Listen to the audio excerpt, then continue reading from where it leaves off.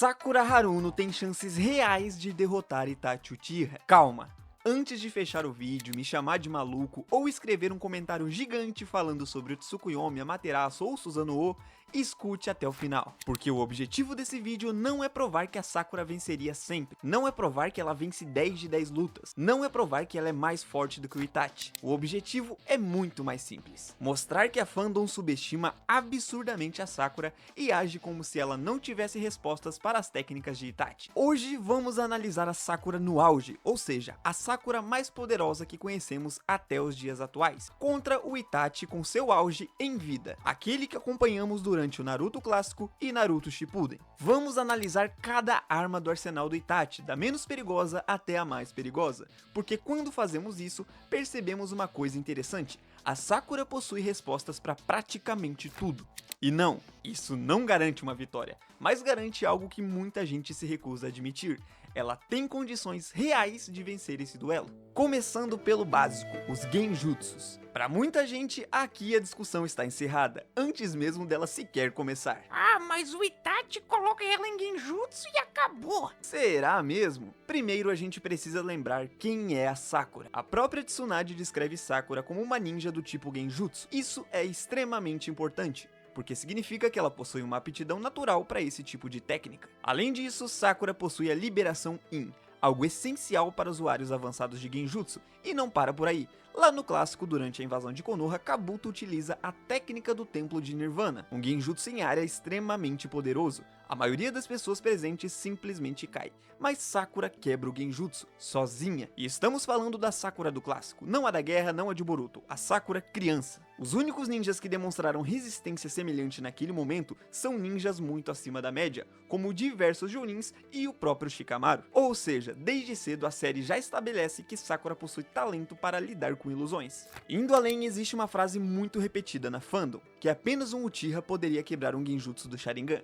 O problema é que isso simplesmente não é verdade. A própria Kurenai consegue escapar do genjutsu utilizado por Itachi, e antes que alguém diga que era apenas um genjutsu dela refletido, vai com calma que não é bem assim. O próprio Databook trata aquela técnica do Itachi como algo próprio dele. Ela recebe uma entrada específica no Databook, uma página exclusiva, algo que nunca acontece quando estamos falando apenas de uma cópia exata da técnica original. Dando um exemplo para você, é como se o Kakashi, ao copiar o Dragão de Água do Zabuza, ganhasse uma página exclusiva no Databook, separando o Dragão de Água do Kakashi e o Dragão de Água do Zabuza. Mas isso não acontece, pois a técnica é a mesma, e por conta disso, ambas ficam na mesma página. Já com o genjutsu de Kurenai e Itachi, isso não acontece. Temos uma página da Kurenai e uma página do Itachi.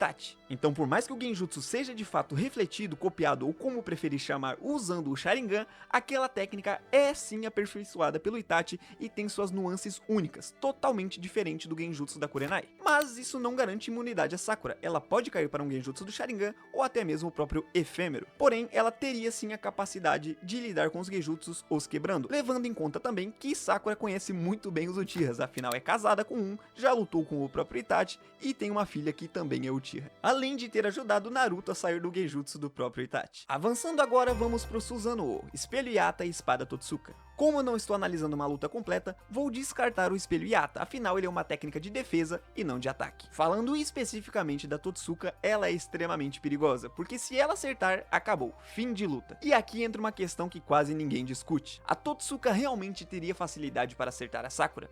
Porque quando analisamos os feitos dela, a resposta não parece tão simples. Na novel História Secreta de Sakura, ela enfrenta Kido, um usuário de uma versão artificial do chakra da Nove Caudas. E não é qualquer versão, estamos falando de um poder criado usando células ligadas ao próprio Naruto, Sasuke e a linhagem do Hagoromo. Sakura luta contra o Kido e está dopada e enfraquecida, suas capacidades físicas estão comprometidas, e mesmo assim ela reage sem dificuldade aos ataques, o que dá a entender que a própria velocidade do Itachi não seria um desafio muito grande. Além do mais, o modo manto de Kurama do Kido é extremamente subestimado. Exemplificando, é basicamente o Naruto do Arco de Pen com células do Naruto do Vale do Fim, células do Sasuke Vale do Fim e células do próprio Hagoromo. Isso é completamente absurdo. Além do mais, a Totsuka só conseguiu selar inimigos com problemas de mobilidade. O próprio Orochimaru saindo do corpo do Sasuke, preso na boca da cobra, e o Nagato controlado e sem poder usar as pernas. Indo agora pro Tsukuyomi, talvez a técnica mais temida do arsenal do Itachi. Aqui eu vou levantar um argumento extremamente interessante. Quando Kakashi e Sasuke recebem o Tsukuyomi do clássico, eles entram em um estado crítico, ambos ficando hospitalizados, incapazes de acordar, até que a Tsunade chega na vila. E o que ela faz?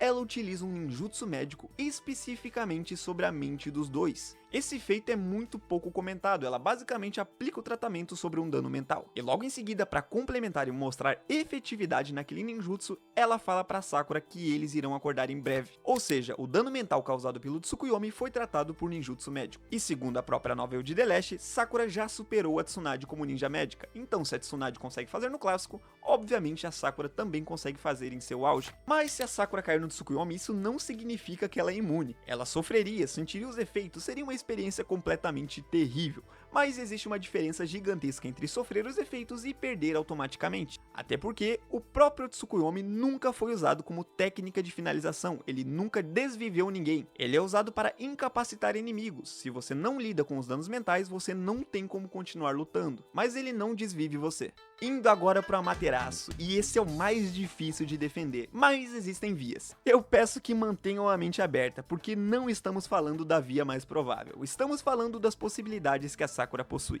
Primeiro de tudo, ela pode simplesmente evitar ser atingida. É difícil? Muito. Mas é impossível? Não. Velocidade ela tem, afinal Kido, com todo o poder que possuía, é muito superior ao Itachi em velocidade. Como já falei antes, é basicamente uma mistura de células do Naruto, células do Sasuke, células do Hagoromo e ainda por cima o próprio manto de Biju. Na história, só as células do Hashirama já eram capazes de mudar completamente o nível de alguém. Agora imagine Naruto, Sasuke e Hagoromo. É absurdo. O ponto é, Sakura não tem um sensor para prever o ataque, porém ela tem velocidade para desviar. Então é uma incógnita. Talvez ela desviaria, talvez não. Mas e se a Sakura for atingida? O que acontece? Será que acabou? Bem, existe uma possibilidade extremamente interessante baseada em medicina ninja, a Gedokujutsu, traduzindo técnica de desintoxicação. Durante o arco do Sasori, a Sakura demonstra a capacidade de separar substâncias misturadas dentro do organismo, inclusive remover venenos diretamente do sistema circulatório. Nossa, Gris, mas o que você tá falando? O Amaterasu não é líquido. E sim, o Amaterasu não é líquido e nem é um veneno, claro que não.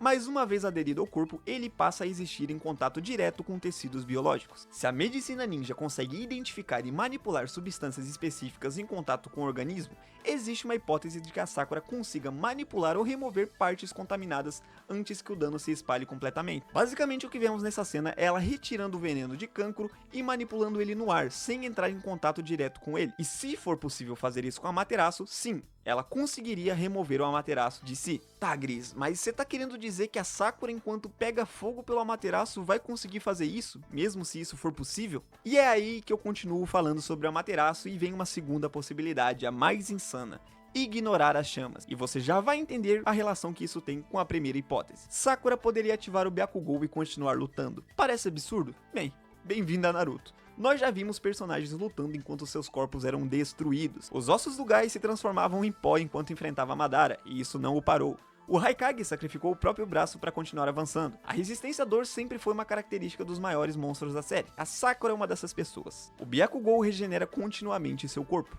Então existe uma possibilidade extrema onde ela simplesmente continua avançando enquanto o Amaterasu a consome. Isso seria sustentável para sempre? Claro que não, mas talvez nem precise. Afinal de contas, ela poderia mesclar o Byakugou com a primeira hipótese que eu falei, que é remover o Amaterasu do seu sistema biológico. Ou até mesmo ela poderia invocar a Katsuyu. E aí entra outro detalhe muito importante. A criatura invocada por Sakura possui reservas absurdas de chakra. Então, teoricamente, Sakura poderia prolongar sua capacidade regenerativa por muito mais tempo do que a maioria dos personagens da série. Se remover o Amaterasu não fosse possível, ela poderia continuar lutando enquanto pega fogo. Eu sei que isso é absurdo, mas é totalmente possível. E se caso ela conseguisse derrotar o Itachi, ela ficaria pegando fogo por 7 dias e 7 noites. Ah, mas ela não sobreviveria por tanto tempo. Será que não? O Byakugou pode regenerar sem parar, mas ela de fato não tem chakra infinito. E é aí que a Katsuyu entra novamente, pois a Katsuyu pode ficar reabastecendo o chakra da Sakura basicamente infinitamente. Não sei se você lembra, mas 10% da Katsuyu era basicamente maior que todas as bijus juntas. Se a gente pegar para comparar o tamanho de cada um em relação à raiz da árvore divina, fica explícito que a Katsuyu é extremamente roubada. No fim das contas, quando analisamos o arsenal do Itachi uma técnica por vez, percebemos algo muito curioso. A Sakura tem respostas, não são respostas perfeitas,